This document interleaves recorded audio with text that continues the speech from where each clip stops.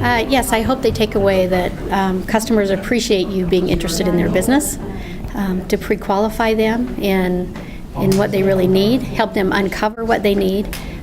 Please don't be unpaid consultants and give out too much information, because a lot of times it's information that your prospective customer is not looking for.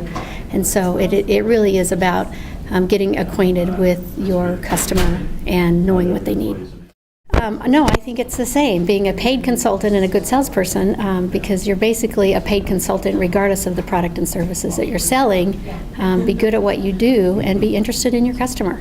Hopefully that they set a meeting agenda so the customer knows what to expect when they meet with them, and they pay attention to how the customer communicates so that they're on the same page with them, and they're prepared to ask lots of questions. They need to understand their features and benefits very well and be able to ask questions so the customer can find out for themselves if they have something that customer really needs. If you're asking questions, hopefully you're listening. And so the one surefire way that works every time is if you're asking customers a question, that you take the time to listen to their response and then dig.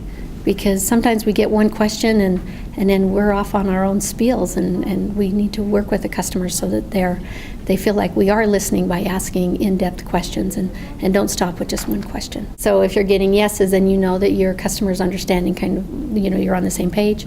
They're understanding what your product or service is, and they probably have a need for it if they're nodding their head. No. Well, numbers speak volumes. So if the numbers aren't there, generally there's some tweaking that could be done. They probably have great skills, but there's probably hasn't been any current training, or maybe the training that they're getting needs to be freshened up a little bit, or bring in a new perspective or a new objective. Really, numbers speak volumes, and your customer feedback. I would do surveys of your customers to see the feedback that you get from that. And if your numbers are good, your salespeople are doing good things. But you want to bring in tools for them, because if they get worn out.